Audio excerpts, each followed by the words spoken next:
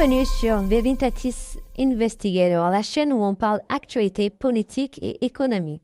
Troisième vidéo avec un format un peu différent, plus orienté podcast, bien que mes propos seront illustrés à l'écran.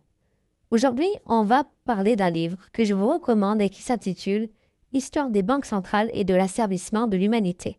Bouquin qui est très certainement contesté par pas mal d'historiens car il prend l'histoire à contre-pied sur pas mal de choses. Alors, parlons de son auteur pour commencer. Il a été écrit et publié par Stephen Mitford Woodson, qui est un banquier sud-africain. Alors, ça parle de quoi exactement? Eh bien, de la création du système monétaire et bancaire à travers l'histoire.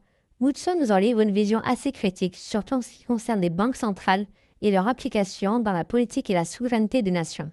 Je pense que ce livre n'est pas forcément une exacte vérité en soi, mais nous apporte pas mal de nuances par rapport à certains faits historiques en mettant au centre du récit l'application de la finance et ses conséquences sur l'histoire.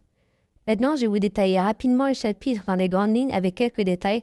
Alors, si vous ne voulez pas être spoilé, je vous invite à quitter la vidéo.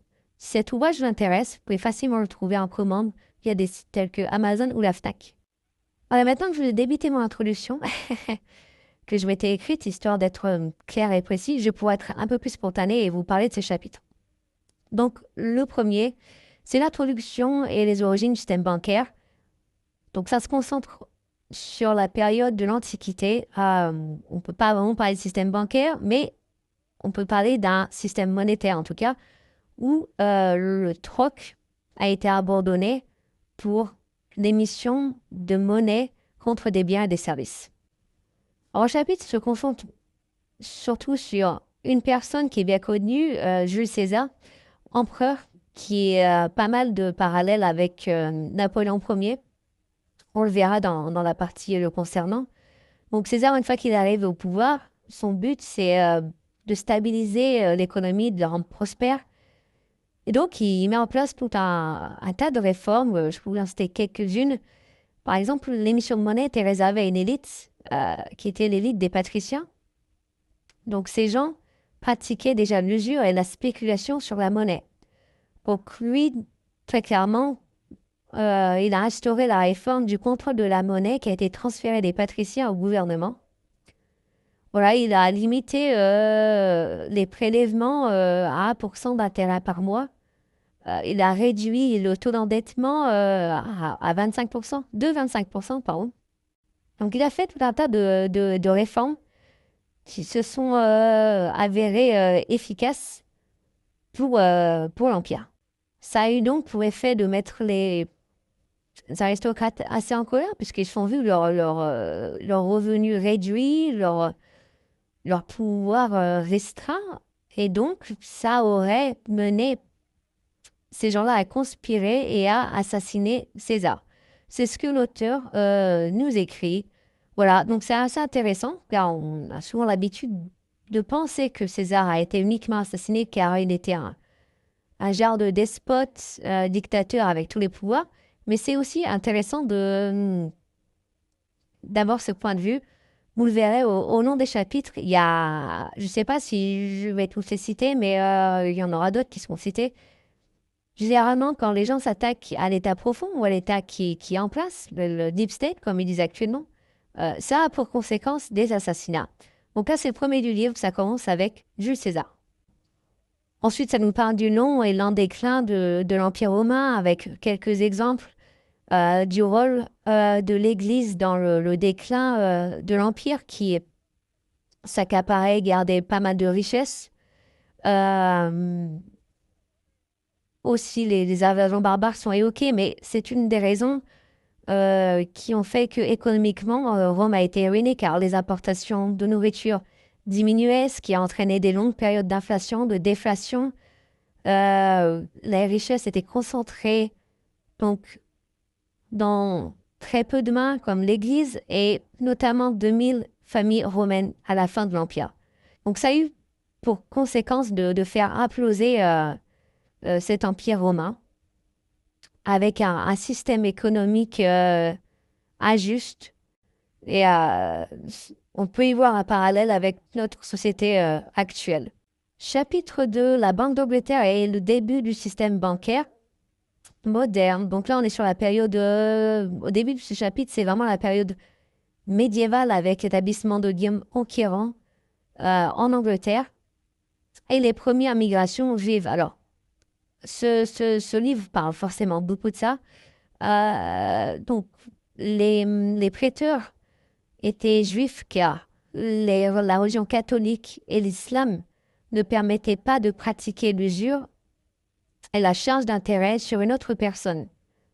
Euh, alors que les juifs, la religion juive permettait de le faire sur une autre personne qui n'était pas juive. Donc, ça explique euh, pourquoi pas mal de banquiers sont d'origine juive et ça a toujours été pratiqué parmi ces communautés. Voilà, donc pas de jugement, bien entendu, mais je reprends juste ce que l'auteur décrit. Euh, donc c'était quand même très, très mal vu et c'est ce qui a expliqué au fil des siècles l'antisémitisme contre les Juifs. Ce qui nous mène en 1694 avec la fondation de la Banque d'Angleterre par un groupe de marchands londoniens pour prêter 1 200 000 livres au roi Guillaume III en échange de l'octroi du privilège d'émission de la Banque d'Angleterre. C'est-à-dire que le roi a octroyé le droit d'émission de monnaie à une institution privée. C'est-à-dire que dans certains pays comme la France, par exemple, sous Louis XIV, c'était le roi qui avait contrôle sur son système monétaire et qui décidait des émissions. Là, c'est fini. On voit qu'on entre vraiment dans un système bancaire moderne, donc exactement ce qu'on a actuellement, avec un taux d'intérêt appliqué à la couronne en échange de prêts, ce qui mènera à plein de guerres, donc une guerre contre Louis XIV. Bon, on nous explique vraiment que la Banque d'Angleterre a repoussé à tous ces conflits, aurait fait assassiner certains membres de la famille royale française. Bon, je vais pas m'attarder là-dessus.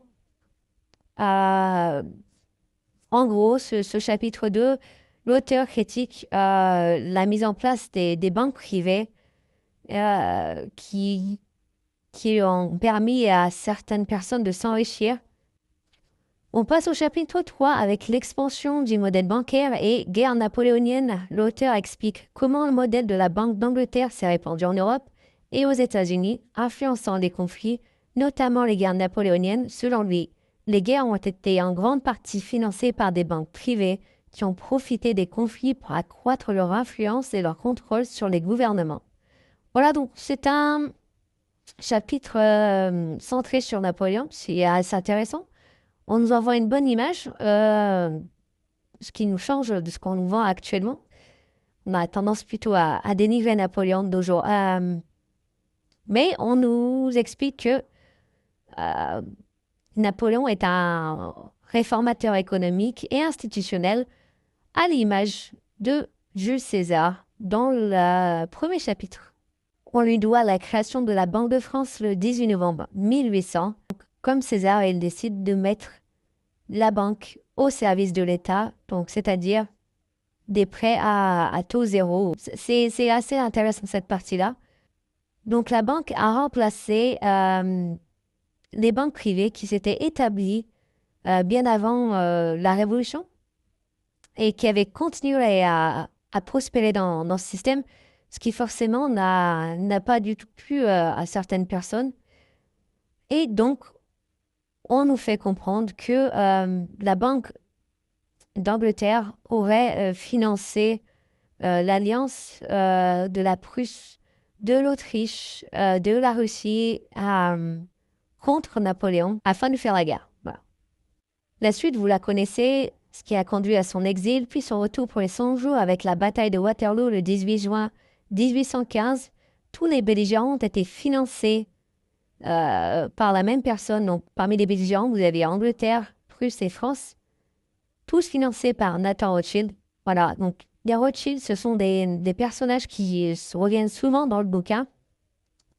Dans le précédent chapitre, on nous parle de Amschel Mayer, qui est le fondateur de la dynastie Rothschild et qui aura plusieurs enfants et qui les placera dans importantes capitales européennes, vous avez Salomon Mayer, qui est le fondateur de la branche autrichienne. Vous avez Nathan Mayer, qui est le fondateur de la branche anglaise. Et vous avez James Mayer de Rothschild, fondateur de la branche française. Donc voilà, ils vont jouer un rôle assez important et ils sont décrits comme des personnages forcément très très cupides, mais prêts à tout pour arriver à leur fin. C'est une autre image de la famille Rothschild. Bon, on va pas dire que la famille Rothschild a toujours eu une très bonne image parce que le fait d'être dans la finance, déjà, ça vous disqualifie direct sur vos bonnes intentions. Mais là, l'auteur nous livre vraiment son point de vue sur les Rothschild en les citant dans tous les complots de près ou de loin, dans toutes les petites guerres, dans d'éventuels assassinats, afin d'implanter leur pouvoir financier. Chapitre 4. La Réserve fédérale américaine et la mainmise sur l'économie mondiale.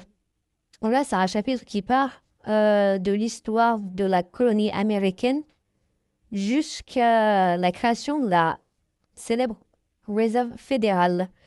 Donc là, on nous explique clairement que le modèle économique pendant la colonisation américaine, ça se passait plutôt bien, que les colons étaient très heureux car ils avaient leur propre banque qui ne dépendait pas de la Banque d'Angleterre malgré qu'ils soient sujets de Sa Majesté. Donc, ils avaient le droit d'émettre leur propre monnaie à des taux raisonnables, donc il n'y avait pas d'abus sur ça. Et forcément, ça n'a pas plu à la Banque d'Angleterre qui a tout de suite restreint cette liberté, ce qui mena plus tard à la Révolution et à l'indépendance des États-Unis. On nous parle de l'établissement de la première banque aux États-Unis construite à Philadelphie en 1795, dont le principal actionnaire de la banque était Mayer Amschel Rothschild, donc le père fondateur de la dynastie. Donc on nous parle beaucoup de Rothschild. Hein. On nous parle beaucoup d'assassinats comme le meurtre du premier ministre britannique Spencer Perceval. Voilà, meurtre qui serait commandité par des gens de la finance. Donc, c'est un chapitre tout à fait intéressant et ce qui nous mènera donc à l'établissement de la Réserve fédérale. Il y a pas mal de politiciens qui ont essayé d'empêcher la création de la Réserve fédérale et qui l'ont payé de leur vie. Donc, ça reste de la théorie. Et le chapitre 5, la Grande Dépression, Goodson analyse la crise de 29 comme conséquence directe des politiques et des banques centrales, notamment celle de la Réserve fédérale américaine. Bon, rien de nouveau, on nous parle de la Grande Dépression et du krach boursier de 29. Donc ça, c'est quelque chose qui est assez connu et on connaît plutôt bien les raisons. Chapitre 6. L'essor et la chute des banques d'État de 1932 à 1945. Ce chapitre se concentre sur des exemples de systèmes bancaires étatiques, notamment sous l'Allemagne nazie et l'Italie fasciste de Mussolini. Woodson loue ces modèles pour avoir réduit l'influence des banquiers privés et stimulé l'économie nationale, bien que ses points de vue soient controversés et souvent critiqués par leur biais idéologique. Il aborde aussi le cas du Japon avant la Seconde Guerre mondiale. Chapitre très intéressant. Beaucoup de gens ne seront pas d'accord avec ce que nous vend l'auteur, car c'est quand même une période assez controversée politiquement. Alors bon, il soutient que ce genre de système, notamment la Reichsbank, a éliminé l'usure et libéré l'économie allemande des dettes envers les financiers étrangers.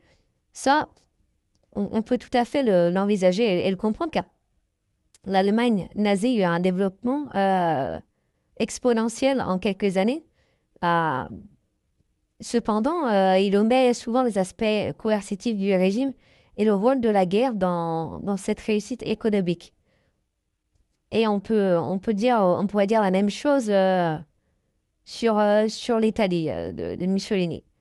Donc, voilà, c'est un chapitre qui demande des recherches supplémentaires.